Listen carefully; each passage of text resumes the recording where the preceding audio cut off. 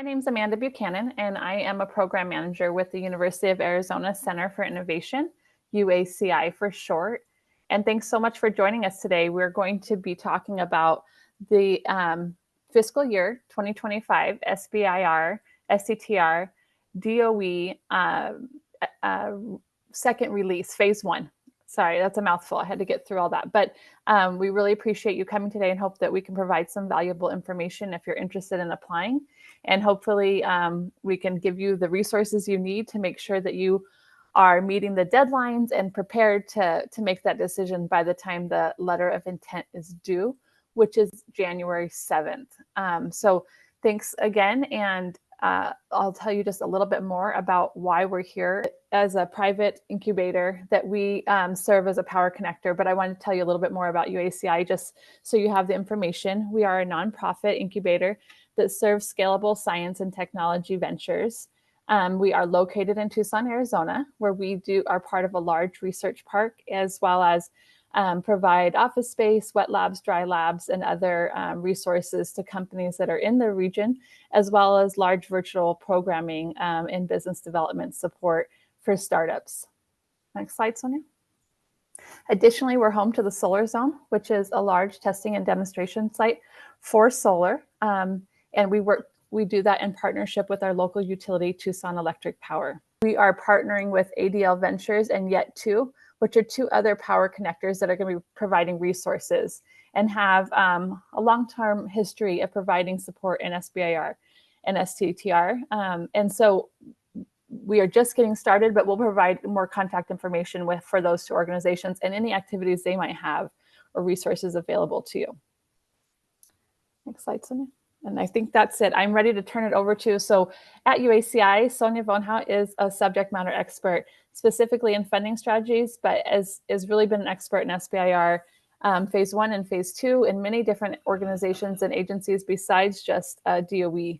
So I'm so excited to have Sonia as part of our team, and she provides a wealth of knowledge. So she'll be carrying most of the session today. So welcome, Sonia. Thank you, Amanda. Thanks, everybody, for attending this webinar. We've got a lot of information to cover. The DOE asked us this time to, as part of this informational webinar, is to talk about how to register, what other programs out there, and a little bit about this funding opportunity announcement, which is DOE SBIR STTR Phase 1 Release 2. So we're going to be focusing a little bit of an overview about the SBIR STTR program with focus on the DOE. We're going to explain some of the mandatory registrations specifically to this FOA. And then we're going to zoom in into what the topics look like and some examples of how to find opportunities. So as Amanda said, I'm one of the subject matter experts that work with the UACI, and I have a consulting company called HubSpot, and we've been doing this for over 20 years. I've got a large group of experts that work under my company. And so if you have any questions regarding that, you can contact me afterwards. But today we're going to be talking about the SBIR program. And for short, I'm going to call it SBIR, but in general, it's SBIR STTR. And it's the America Seed Fund, right? To find out more details about it, you could go to the SBIR.gov website. But just to let you know, at this point, it's probably closer to $5 billion have been invested in the last few years. So this is a significant amount of money that could be available possibly to you if you submit a winning proposal. There are 11 participating agencies, and I've broken it down here into the ones that provide both SBIR and STTR and those that provide only SBIR. SBIR is Small Business Innovation Research, and STTR, Small Business Technology Transfer Research Programs. And the reason that some offer STTR versus others, it just depends on how much research money they have allocated to their agency. Today, we're just going to be focusing on the Department of Energy. So what's important for you to know is that depends on your core competency. More than one agency can be a good fit for you. So you've got to do your homework. You've got to learn about the agencies. You've got to learn what they funded, what their missions are, and what they're looking for. So here's just very high level overview. The SBIR started in 1982. About 10 years later, the SBA created the STTR. But the biggest difference between the two is that on the STTR, you do have to partner with a research institution. And there's a lot less STTR topics out there for you to respond to. So keep that in mind. So eligibility, if you want to submit a proposal, you've got to be a for-profit small business based in the United States and majority owned by US people. And small is defined by 500 companies or less. You've got to be doing all the work in the United States, and you've got to be focused on performing research and development. And then what is innovation? You know, we're looking at here, it's what's moving the needle? What is something that's really new and improved that has high market potential? And that will be requiring for you to prove concept and develop something that doesn't exist, or a new way of doing something better. And you're going to be evaluated primarily in three ways: on the intellectual merit of your technical approach, what kind of impact you're going to be making, societal as well as in terms of the market and the opportunity, and do you have the capabilities to execute what you say you're going to do in terms of your team, your resources, your facilities. So keep that in mind.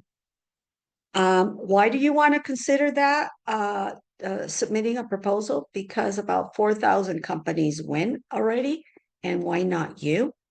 If you submit a competitive proposal, well written, that is solving high risk, high reward problem, then it is essentially free money.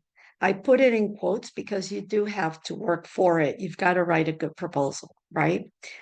You've got to have, you're going to keep your IP, it's going to protect your data rights. And if you're going to be needing more money, like from investors, this is one way to de-risk your company and the innovation, right? Because someone else, the government, has paid for proving that your idea works. It is staged.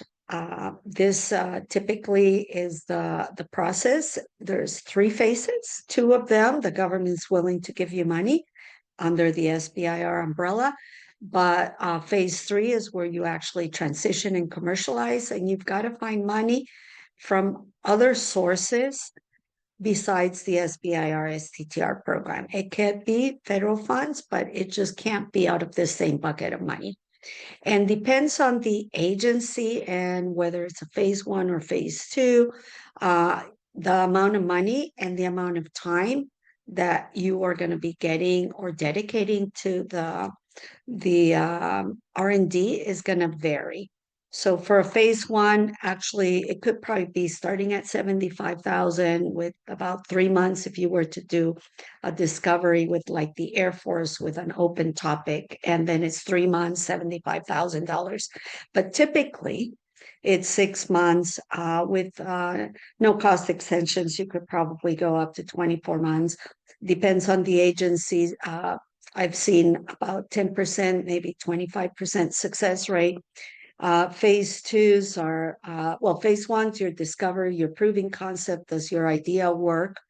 And under phase 2, you're looking at most likely developing a prototype and demonstrating that your idea works on relevant environments, such as a laboratory, for example, and your success rate increases.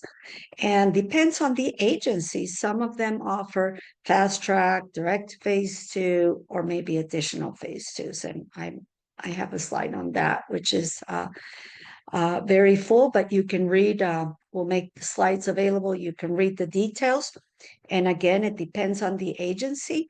If you've already have a commercial product and you've proven that it works, you could probably get a direct phase 2. And then sometimes depends on the agency, you could do a fast track, which means that you write a proposal for phase 1 plus phase 2, including commercialization. And then some agencies, you've discovered that you might need more money to prove not your idea, but to develop a prototype or for an application.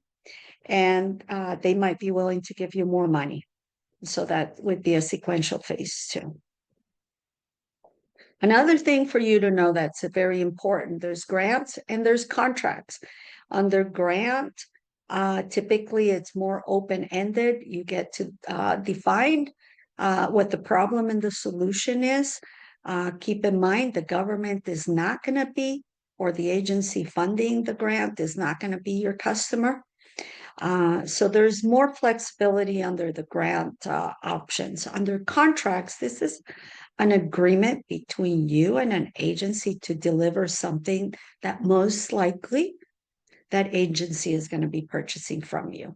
So keep this in mind. DOE is going to be of the granting type. And this is just a breakdown. It's not up to date, but it gives you an idea of what are the agencies and their budgets.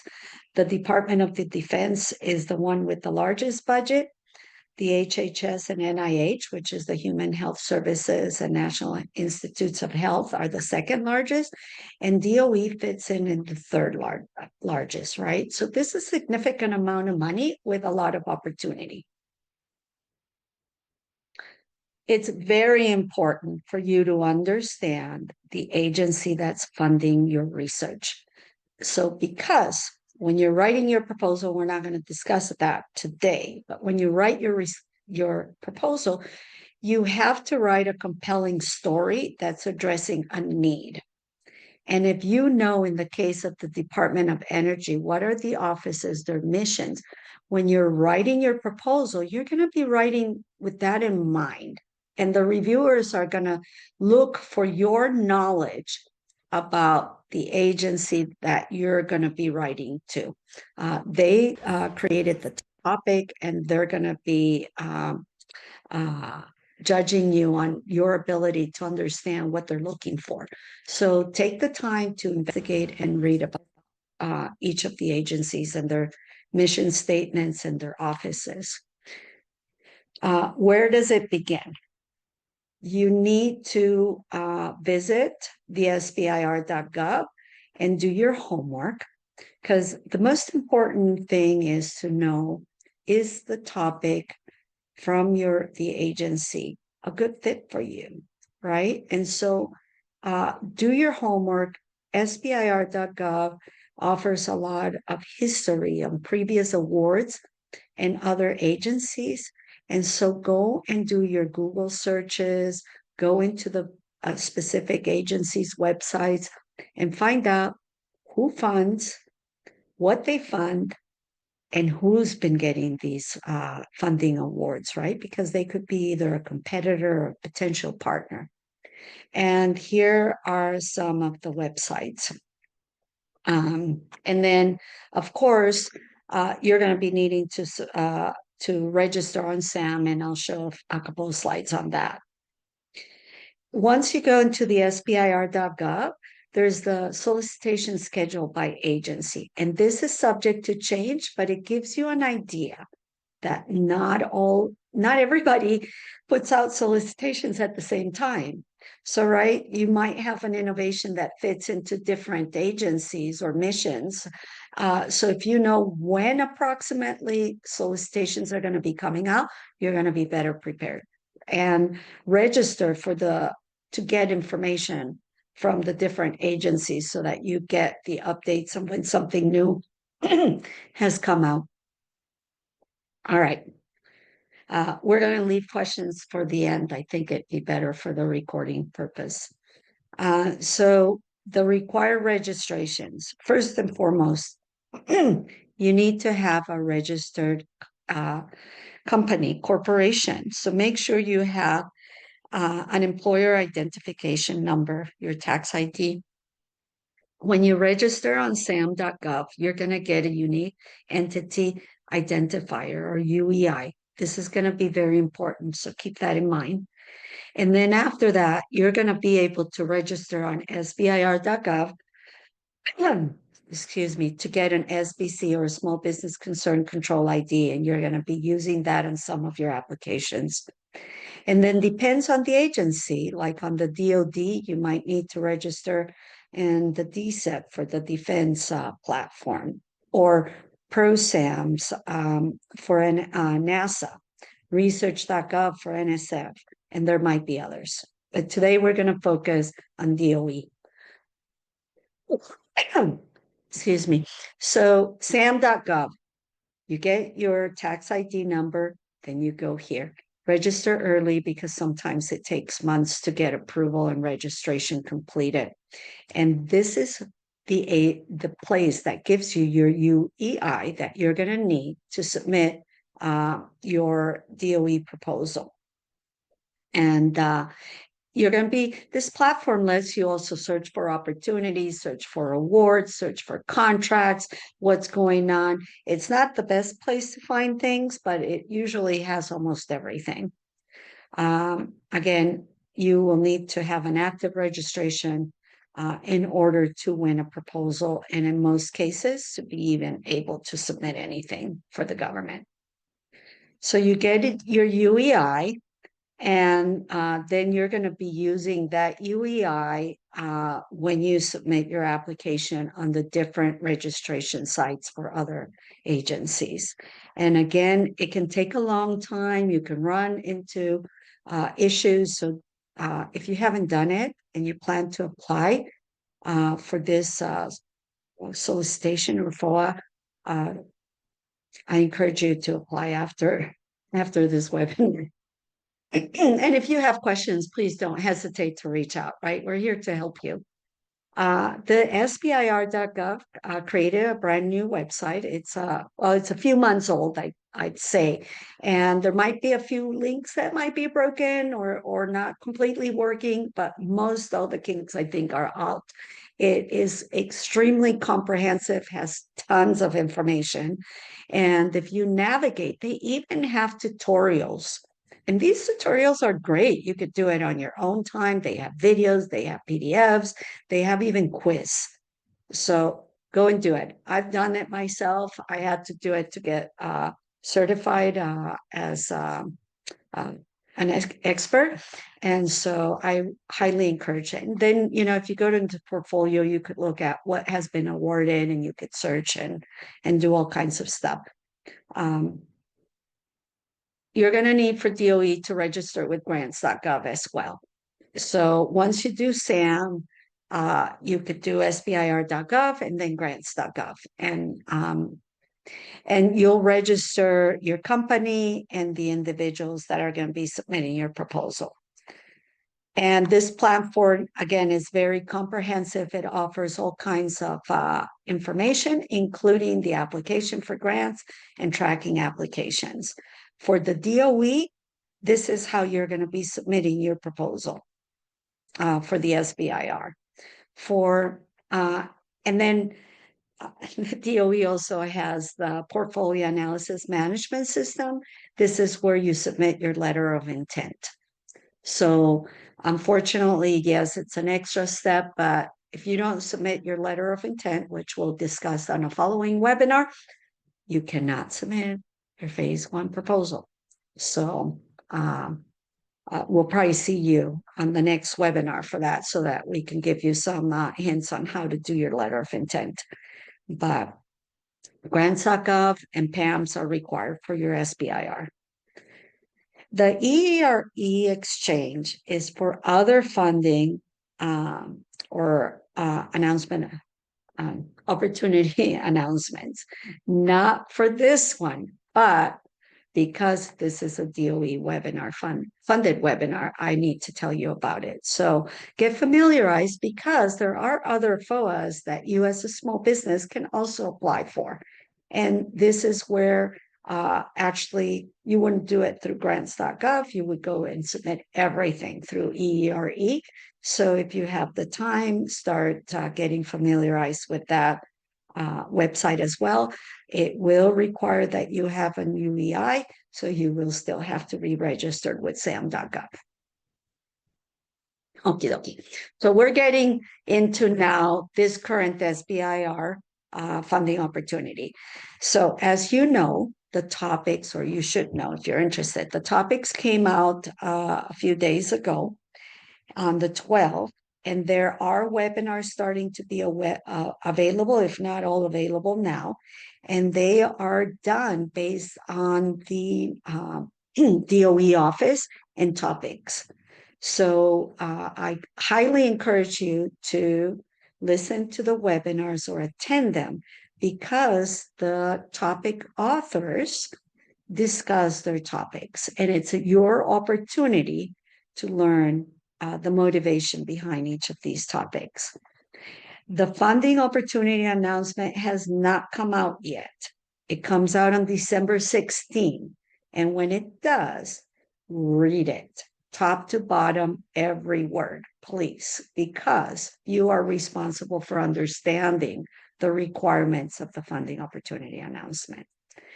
The letter of intent is due January 7th. You cannot submit a proposal without submitting a letter of intent, and we will have a webinar for that one.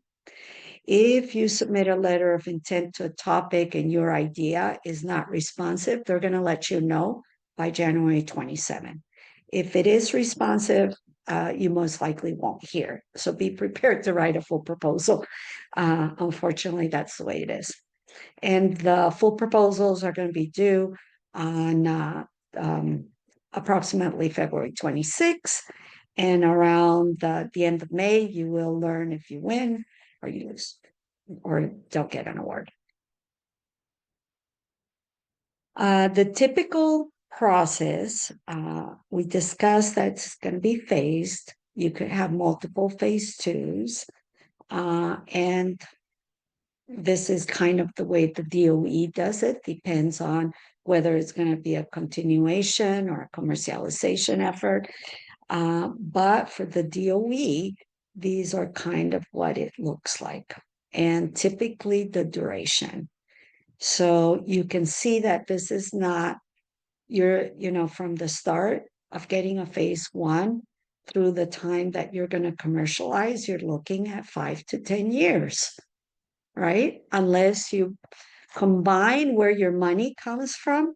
I call it layering your funding. You might accelerate this and make it out there quicker, right? But this is a typical DOE effort. And again, you will require to submit a letter of intent to submit proposals. And this is just another way of looking at this, but looking at it in terms of the process. The topics come out, the funding opportunity comes out, you submit your application, say in the February, they take about 3 or so months to review. If they like it, they come back and they negotiate, make sure that you still exist, that you still have a PI, that the scope is still there, and they give you an award. And similarly for the phase two. All right. I mentioned that the DOE has program offices, and each of them have their own goals and missions. So get familiarized with them. And I divided them here by color coding. So the green ones are typically related to energy. The blue ones are science and engineering. And the red ones are in the nuclear security field. And I put asterisks for the current release 2 solicitation. And in here, we know there's 2 releases. We're looking at release 2. And these are the different programs or offices that are submitting, that have topics on the current release 2. and you can find out more about it here. Okay. So if you go to the SBIR Funding Opportunity website, this is kind of what you find. So release 1 already happened. We're on release 2. The topics came out. You can start applying for phase 0, and we're going to talk a little bit about it soon. The webinars are happening, and then the funding comes out, and there's going to be a webinar for that too. But let's focus today on the topics. And for the UACI and as a power connector, our responsibility is to help you with the solar and water topics.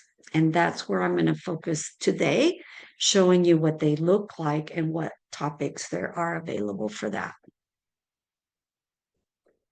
And the topics for solar and water are going to be in, for this office, between topics 2 and 16. And I believe we're on the last ones. Okay. So if you open up that document for the topics PDF, the first page has this title page. I think now, Amanda, are they coming up with a new logo? I just found it inside the SBIR topic page, but not on their website. So, but I like it. Yeah, I think they are doing some rebranding, but I haven't gotten those yet either. So yeah, so I didn't use it, but I just wanted to point out that it looked different. So they'll be surprised as you peruse through the websites of the DOE that you're going to be seeing inconsistency on their logos, but I kind of like it. So, so you're going to find the topics and you're going to find the offices, and then underneath it, there'll be the contents, and you can click and browse through the document. But basically, you're going to find on the topics who to contact and the scope of each of them, right? And there's going to be webinars, like I said. And then each topic is created by the different program managers, and they're specific to a different program office. So again, make sure that you read the description of the office, and then read the topic and the description of the topic. And then inside topics, there's subtopics, right? But when you're writing your proposal, you need to understand the mission of the office, the purpose of the topic, and what they're asking for each of these subtopics, okay? So keep that in mind. All right, a little bit more. So they're mission focused and they're specific. And there's going to be topic managers, and you'll find out who they are on the webinars for the most part. And after you listen to the webinar, you could still ask questions. There's an email, and it will help you decide if there is a good fit and to write your letter of intent. And also, when you're looking at those topics, make sure that you look at the topic completely and the references associated with each topic and subtopic. All right. So today, I was really happy to see that there was a topic that I could copy and put all in one so that we don't have to dissect it in multiple pages. And it was one of ours. It was the water power topic. But what I want you to know here is this is what a typical topic is going to look like. They're going to have a number, and they're going to have a title. This one's specific to the STTR. But right underneath it, it's going to tell you what's the maximum award for phase 1 and phase 2. Is it SBIR or STTR? This one's only STTR. If they're fast track, meaning phase 1, phase 2, this one's not. And then again, it has make sure that you read about the office, right? The WPTO, there should be information on it, but here's the motivation for it. But in this particular one, it only has one subtopic, the marine energy technologies. And then it has an email and the references. So make sure that you look at the references, that you understand the office and the motivation for the topic. And if you still have questions after watching the webinar, then you can send an email here, right?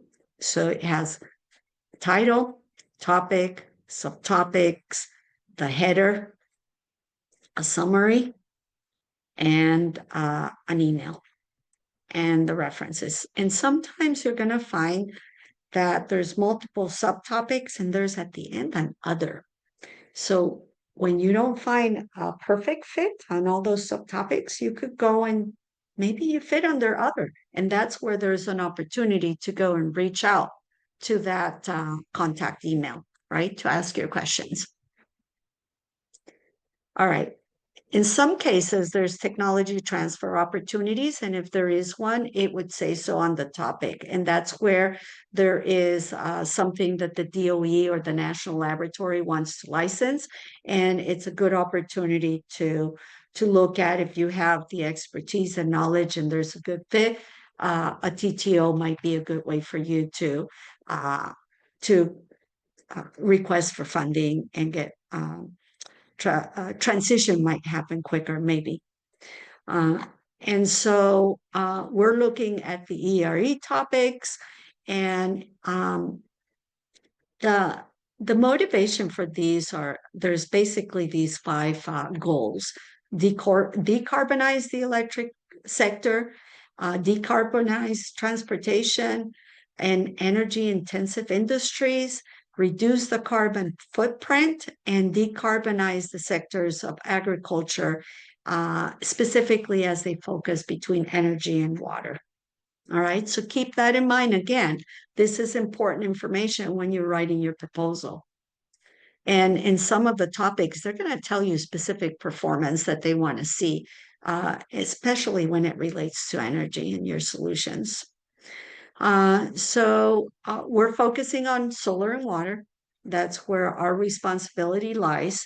And there's 4 topics: 2 on the solar and 2 are water. And of the solar, there's 1 just for STTRs, and on the water, just 1 for STTRs. And keep in mind that when you're writing your proposal, you're going to have quantitative milestones that can demonstrate progress of your research approach.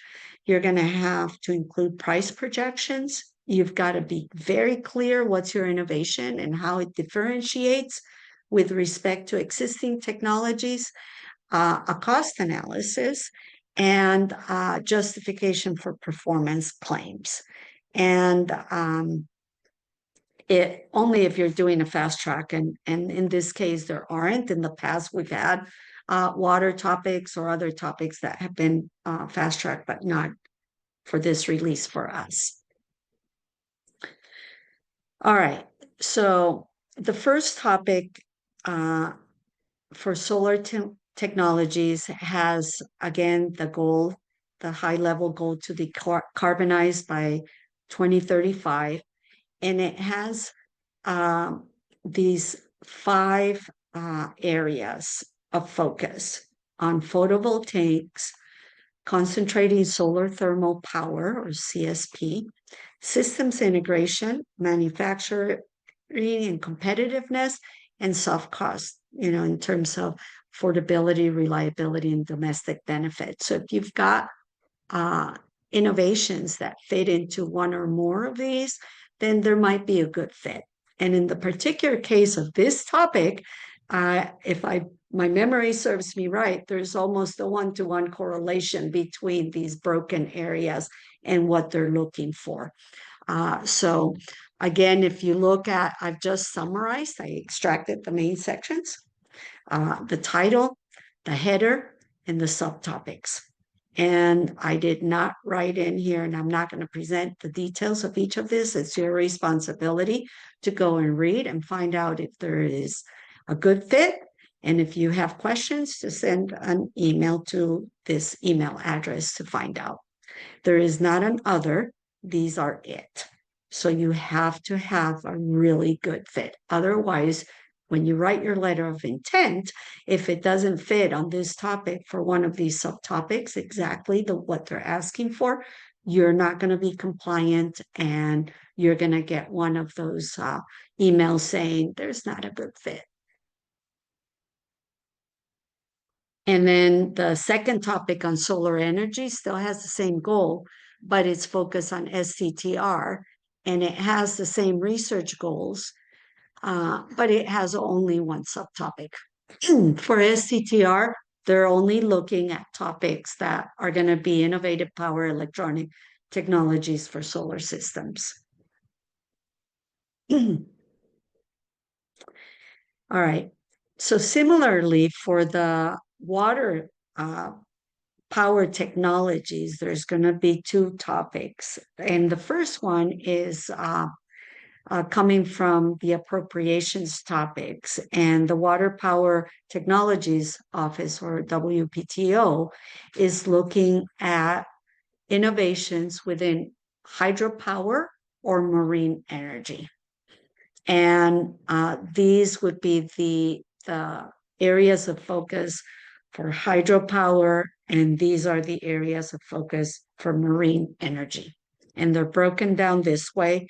And again, if you look into the topic itself, you're going to have pretty much the correlation between the areas of focus for hydropower and marine technologies broken down into subtopics. And read the solicitation. There's going to be, if my memory serves me right, for the solar and water topics, there's huge list of performance requirements that they're looking. So make sure that when you're looking at addressing these and your innovation addressing these areas, that you're also going to be responsive to those requirements. And the water power technologies is only STTR. And as we noticed before in the example, it was just for marine energy.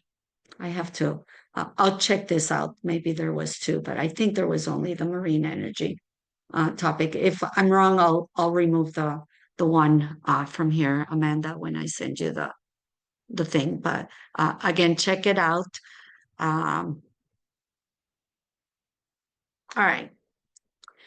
Finding topics. This is very high level, but I like to use Google, and I get very creative on how I combine my keywords when I'm using Google. And, like water, hydropower, generation, I don't know, using photovoltaics, I'm making it up, SBIR, DOE, and see what comes out. That's one way of doing a Google search. Or go specifically to each of the agencies and find out what has been funded. So you could search at grants.gov. You could search at sam.gov. You can search on the DOD websites. And I think I have a slide with all the links to the different agencies. You could search at SBIR.gov, and you could also search on the DOE SBIR site. And so depends on how narrow you want to get. I would recommend you go straight into the different agencies and do your Google searches too. Contact those program managers or points of contacts if you can, because it makes a difference. It will help you confirm if there's a good fit. It will help you ask questions that typically you won't be able to do so in an open forum, specifically if you have some stuff that's either confidential or proprietary, but you're going to get more responses and feedback that are going to be able to help you make that decision of how good your fit is. Because once you decide that there's a fit, you're going to be spending more than 100 hours writing this proposal, right? That's time and resources, which means money. And so you've got to make sure that you have a really good fit, a good innovation with a higher probability than that 10% to win. So phase zeros, what are they? There's several ways of doing phase zeros, and different agencies offer them. DOE offers phase zero through the Dawnbreaker company. And basically, it's just for first-time applicants in this particular case for the DOE. If you've never submitted an SBIR proposal to the DOE, you can qualify. They're taking applications now, and I highly recommend you do it. And depends on your needs. With Dawnbreaker, you can work out what is the best help you need. It might mean market research. It could be help with reviewing your proposal. So please do get in touch if you believe you fit the criteria for applying for your phase zero. It's free to you, so why not? Right? And Dawnbreaker is an extremely competent, capable company. I've worked with them before, and they're awesome. So please do go and take advantage of that. And then, of course, we're here through office hours. We're here to help support you through as well. So if you have questions throughout the time, send us email, visit our web pages, attend the office hours, and listen to our webinars. There's other phase zeros, quote unquote, that give you free support. The SBA has the FAST program. Arizona, if you're in Arizona, the Arizona Commerce Authority offers the FAST grants up to $3,000 to help you with proposal writing efforts. So make sure that you find out if there's a FAST program within your state, and reach out to them and see if they have other support. And across the US, there are other organizations that have matching grants or other programs that can give you support. So make sure you find out. You're not alone through the process. Other sources of income for like customer discovery and business modeling, to see if, for commercializing purpose, you're gonna if you get an award, but there's really not a dual use commercial purpose where you're gonna be making money selling your product, find out early, right? Because you will get a phase one, but then end up in the valley of death and never commercialize your technology. So I highly recommend that you look for an I-Corps program or an NSF funded hub close to you. If you're a client of the UACI, I believe you can participate on the NSF I-Corps program through the University of Arizona, Tech Launch Arizona. So this helps you validate if there's a market for your technology, because as you write these proposals, there's a section on market opportunity or commercialization strategy where the reviewers are going to also validate if there's a market, right? Are you going to be able to commercialize? Should I give you money? So look into this. If not, conduct your own customer discovery, please. One of the number one reasons companies fail is because they have an innovation without a market need. Another source of free money, if you win a phase one or a phase two, a lot of the agencies have funds for TABA or technical and business assistance. So phase one up to 6,500 and phase two up to 50,000. And this additional money can help bridge that gap so that you can bring your products to market quicker. So we discussed the I-Corps, we discussed TABA. There's not other non-SBIR programs. I've listed a few here. Once you win, most agencies have some sort of matching funds program for your phase twos, typically not for the phase ones. And there could be also funding matching programs through your state or local organizations. I really like the Mentor Protege program. So if you're interested on that, go and find out if the DOD has good Mentor Protege program, as does NASA. And then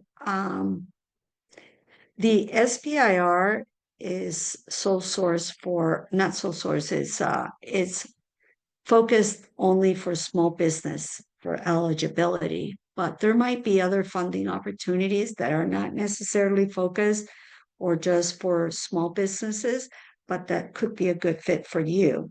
So make sure that you are very well informed and know what other sources of funding there are.